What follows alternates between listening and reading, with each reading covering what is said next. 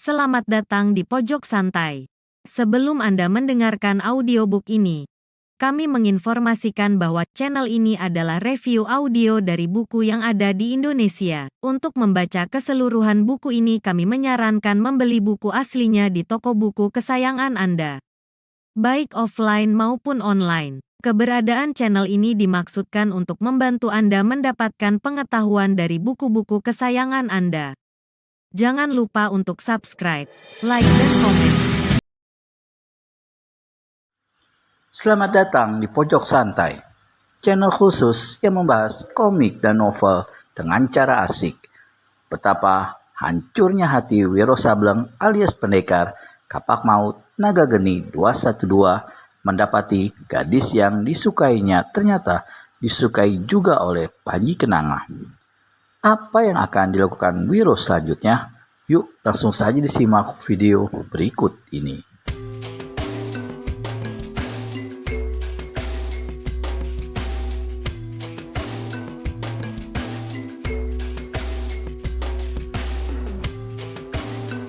Perlahan-lahan Wiro berdiri, lututnya terasa goyah. Tak terpikir lagi olehnya saat itu bagaimana Panji Kenanga dan Lestari bertemu di tempat itu. Tak tertanyakan lagi bagaimana Panji dan Lestari sampai bentrokan dengan Randu Wongso dan pemuda bernama Ronggo Bogoseto itu. "Pergilah Wiro, kau harus bertindak cepat," kata Panji Kenanga yang tak dapat membaca apa sebenarnya terjadi dalam diri pemuda yang tegak seperti linglung di hadapannya itu. "Baik, tentu Panji, aku akan segera pergi. Semoga aku tidak terlambat.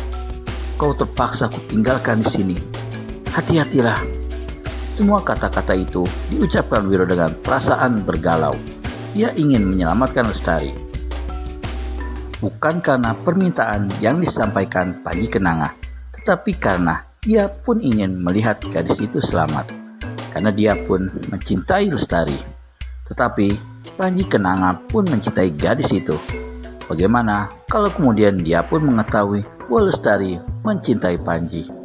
Akan sanggupkah dia menghadapi kenyataan itu? Jika dia mengikuti bisikan setan yang mulai merasuk hatinya, maulah dia saat itu mencelakakan Panji Kenanga, mungkin juga membunuhnya.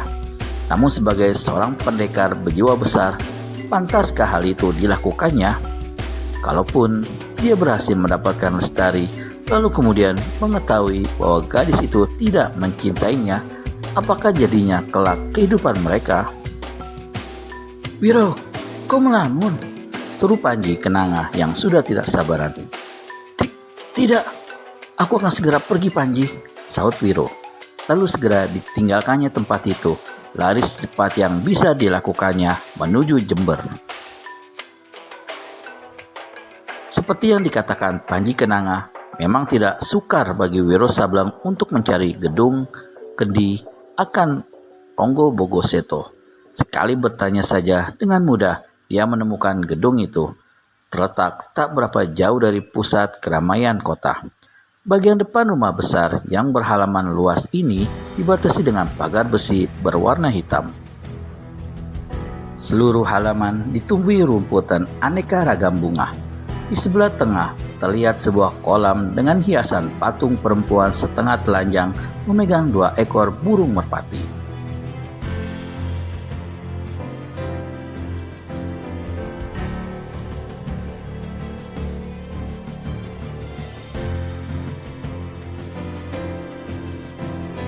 Di samping bangunan besar megah itu terdapat sebuah gedung kecil beratap merah. Tepat di depan gedung besar berhenti 2 buah kereta. Suasana di tempat itu tampak sunyi-sunyi saja. Lewat pintu halaman yang tidak dikunci, Wiro Sableng masuk ke dalam. Ketika dia sampai di dekat 2 buah kereta, muncullah seorang lelaki tua. "Bapak, siapakah Raden Ronggo? Apakah Raden Ronggo ada di rumah?" tanya Wiro. "Anak muda, kau siapakah?" tanya orang tua itu. Nada suaranya tidak menunjukkan kecurigaan. "Saya sahabatnya Raden Ronggo," sahut Wiro berdusta. "Ah, kalau begitu kau pergilah ke gedung kecil sebelah sana. Itu tempat kediaman Raden Ronggo." Wiro tersenyum lalu melangkah tanpa terburu-buru agar tidak menimbulkan kecurigaan. Seperti di rumah besar, gedung kecil ini pun tampak sunyi. Ia tegak meneliti sesaat. Terkadang kesunyian bisa menipu seseorang. Matanya yang tajam melihat pintu depan gedung kecil itu tidak dikunci, hanya ditutupkan dan itu pun tidak rapat. Lewat celah pintu, ketika Wiro mendekat, dia melihat seorang lelaki bertubuh tinggi kurus melangkah mundar-mandir di ruangan depan. Sikapnya jelas menunjukkan ketidaksabaran, dan ternyata orang ini memiliki pendengaran tajam.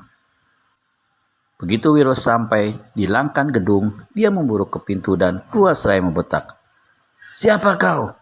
Melihat pada pakaian yang terbuat dari jenis murahan, air muka yang kusam, serta sikap yang kasar, Wiro segera menduga orang ini bukan penghuni gedung itu, jadi bukan Ronggo Bogoseto. Tampaknya dia pun bukan penjaga atau pengawal gedung. Tapi mengapa sikapnya begini galak? Atau apakah ini ayah Ronggo yang berjuluk Raja Pedang Kota Raja itu? Tak bisa jadi, Wiro segera mengatur siasat. Murid Sinto Gendeng itu cepat menjura lalu berkata, "Aku ingin bertemu dengan Ronggo Bogoseto." Katakan dulu, siapa kau?" "Aku sahabat lamanya." "Dia tak ada di rumah, sedang keluar." Wiro garuk kepalanya. Lelaki tua di luar sana bilang, "Ronggo ada di sini. Aku datang dari jauh, ada urusan penting, tolong beritakan padanya." "Tidak mungkin," kata lelaki tinggi kurus yang bukan lain ada Randu Wongso. "Kalau kedatanganku tidak diberitahu, aku khawatir ia nanti akan marah. Ini menyangkut urusan yang benar-benar penting," ujar Wiro. "Justru Ronggo saat ini sedang ada urusan, tak bisa diganggu oleh siapapun." "Kalau begitu, biarlah aku menunggu sampai urusannya selesai," kata Wiro pula. Lalu seperti tak acuh, enak saja dia hendak menyelinap masuk ke dalam gedung. Orang muda, jangan bertindak lancang seenakmu," bentak Randu Wongso. "Lancang bagaimana?" tanya Wiro lagi-lagi sambil garuk kepala. "Meski kau mengaku kawan Ronggo Bogoseto, tapi kalau kau mau menunggu, bukan di sini tempatnya. Di sana, di luar pagar halaman." "Hah, di luar sana? Panas sekali. Bagaimana kalau aku menunggu di langkan sini saja?" "Kurang ajar, kau berani membantah perintahku. Mau ku puntir kepalamu, ancam Randu. Jangan sobat, jangan galak begitu." Wiro pura-pura ketakutan. Randu Wongso menyeringai, "Kalau tak ingin ku puntir kepalamu, lekas pergi." "Baik, tapi dengan siapakah sebenarnya aku yang bodoh ini berhadapan?" Yang ditanya tertawa lebar dan menjawab sambil berkacak pinggang.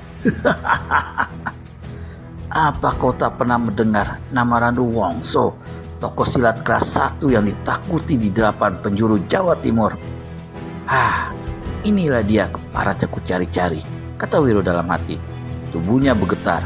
Jika diturutkannya hawa marah yang merangsak dirinya saat itu, maulah dia menghajar Randu Wongso detik itu juga. Namun tujuan utamanya datang ke situ adalah untuk menyelamatkan Lestari.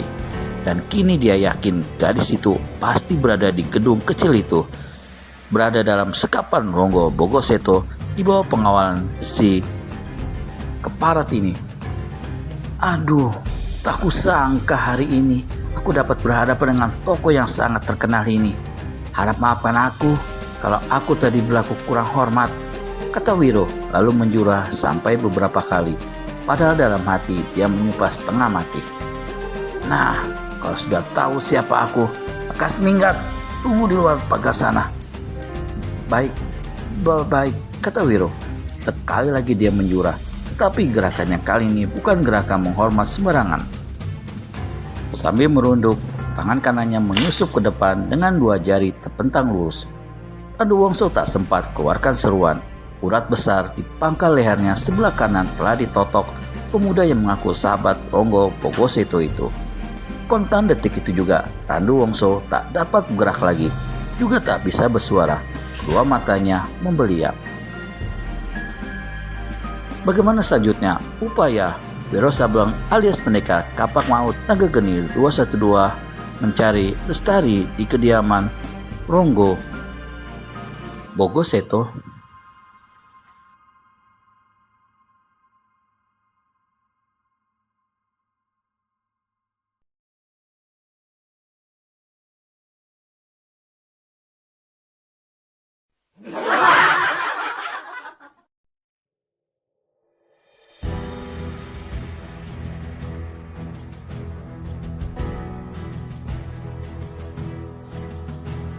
Baik, baik, kata Wiro. Sekali lagi dia menjura. Tetapi gerakannya kali ini bukan gerakan menghormat sembarangan. Sambil merunduk, tangan kanannya menyusup ke depan dengan 2 jari terpentang lurus. Anduwongso tak sempat keluarkan seruan. Berat besar di pangkal lehernya sebelah kanan telah ditotok pemuda yang mengaku sahabat Ronggo Bogoseto itu.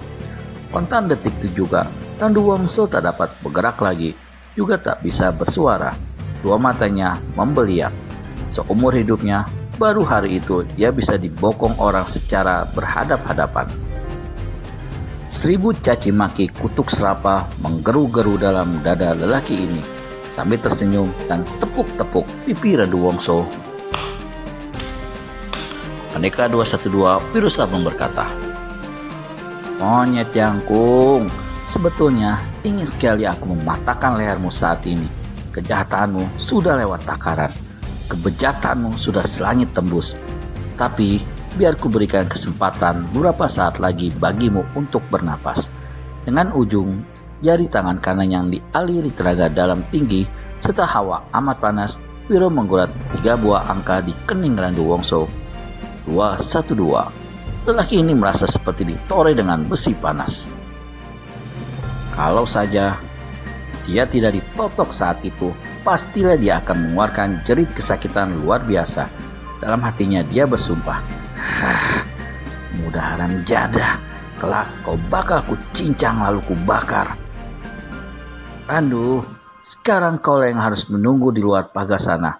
Habis berkata begitu, enak saja Wiro jambak rambut Anduwongso dan seret lelaki itu keluar pagar. "Tubuhmu bau, pakaianmu kumal.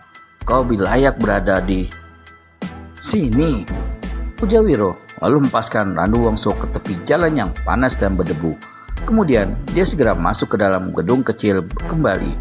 Setelah melewati ruangan depan dan ruangan tengah yang penuh dengan berbagai macam perabotan dan lemari pajangan, Wiro sampai di sebuah ruangan mana berderet beberapa kamar dengan pintu dalam keadaan tertutup. Di dalam kamar yang mana Lestari disekap, dia melangkah perlahan-lahan memasang telinga serta mata. Di hadapan pintu keempat, deretan sebelah kiri, pendekar ini hentikan langkah. Dari balik pintu, jelas terdengar suara berisik. Wiro tempelkan telinganya ke daun pintu. Setelah merasa pasti, maka sekali tendang, pintu yang terbuat dari kayu jatuh itu hancur berantakan.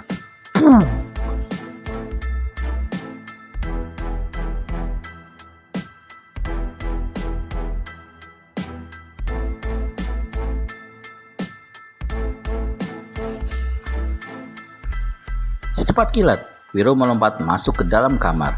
Apa yang diperkirakannya tidak meleset.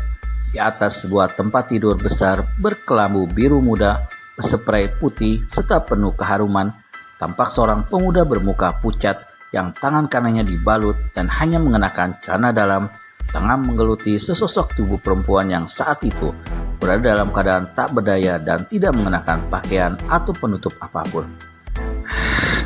"Manusia keparat, haram jadah!" teriak Wiro Sableng menggelegar. Dia menerjang ke atas tempat tidur. "Wiro!" jerit Lestari. Namun jeritan itu terpendam di tenggorokannya karena sampai saat itu tubuhnya masih tertotok, membuat dia tak bisa bergerak ataupun bersuara. Sejak hancurnya pintu kamar, kaget Ronggo bukan kepala, apalagi ketika melihat seseorang melompat ke atas tempat tidur. Tapi karena merasa berada di rumah sendiri, ditambah di luar sana ada Anduwongso, maka dengan marah pemuda ini membentak, "Bangsat, maling atau pencuri kau?" "Aku memang maling yang hendak mencuri nyawamu," teriak Wiro. Kaki kanan menyabak ke depan, tepat pada saat Ronggo mencoba berdiri. Pahanya tepat dihantam tendangan. Terdengar suara krak. Ibaratnya jerit kesakitan dan mentalnya tubuh pemuda bermuka pucat. Ah!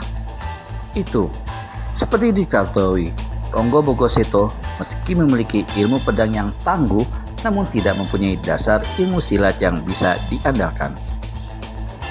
Apalagi saat itu dia diselimuti rasa terkejut, hingga sama sekali tak mampu membuat gerakan mengelak. Dia terbanting ke lantai. Ketakutan setengah mati, dia menggulingkan diri ke pintu kamar sambil berteriak, Randu, tolong. Tak ada jawaban. Ronggo Bogoseto berdiri dengan susah payah. Baru saja dia setengah membungkuk, satu cengkraman mencengkram lehernya dari belakang. Cekikan itu makin keras. Ronggo Bogoseto tak dapat bernafas. Matanya mendelik, lidahnya menjulur, dan ludah membuih keluar dari mulutnya. Tiba-tiba, dengan sekuat tenaga, Wiro hantamkan muka pemuda itu ke dinding kamar. Puak! Darah muncrat, muka Ronggo Bogoseto remuk, batok kepalanya rengkah. Nyawanya lepas sebelum tubuhnya mencium lantai. Wiro tutup tubuh Lestari dengan spray, lalu lepaskan totokan di tubuh gadis itu. Dia kemudian menghindar ke pintu, saya membelakangi dan berkata, Lekas, cari dan kenakan pakaianmu. Kita harus segera pergi dari sini. Lestari menemukan pakaian merahnya di ujung kaki tempat tidur dan segera mengenakannya. Bagaimana kau tahu aku ada di sini, Wiro? Tanya Lestari. Ingin sekali dia menjatuhkan tubuhnya ke dada pemuda itu, memeluk bahkan menciumnya sebagai penyataan terima kasih karena telah menyelamatkan diri dan kehormatannya. Namun sekejap, bayangan Panji Kenanga muncul. Maksud si gadis tertahan. Nanti saja aku terangkan.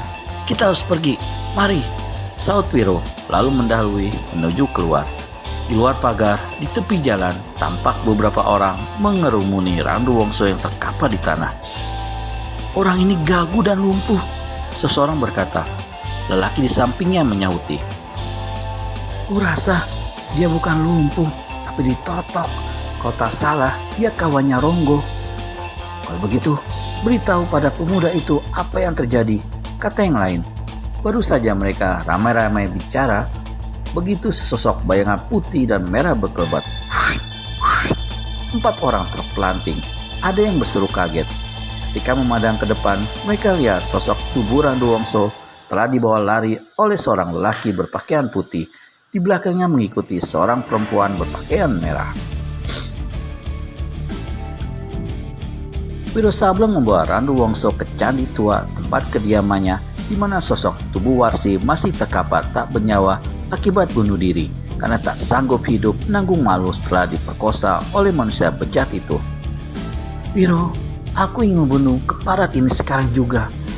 Ketika melarikanku ke Jember, sepanjang perjalanan dia berlaku kurang ajar, berkata Lestari. Begitu Wiro melemparkan tubuh Randu Wongso ke lantai candi. Sabar Lestari, jangan berikan kematian terlalu enak padanya. Kita harus mengatur kematian paling bagus hingga dia benar-benar merasakan pembalasan atas segala dosa-dosanya. Kau tunggu dulu di sini. Kau mau kemana? Wiro menerangkan pertemuan dengan Panji Kenanga. Aku akan bawa pemuda itu kemari. Kau bisa merawat luka-lukanya. Sesaat Wiro melihat wajah Lestari tiba-tiba menjadi merah. Namun dia pura-pura tidak tahu, malah berkata, dia mencintaimu Lestari. Kurasa kau juga sudah tahu. Kau harus merawatnya baik-baik hingga cepat sembuh. Wiro, ada sesuatu yang perlu kujelaskan, yaitu mengapa aku mengadakan perjalanan ini. Akankah Lestari menceritakan yang sesungguhnya kepada Wiro Sableng alias pendekar kapak maut Naga Geni 212? Temukan jawabannya di video selanjutnya hanya di channel Pojok Santai. Segera subscribe dan tekan tombol lonceng untuk mendapat notifikasi video terbaru dari kami. Terima kasih dan sampai bertemu kembali.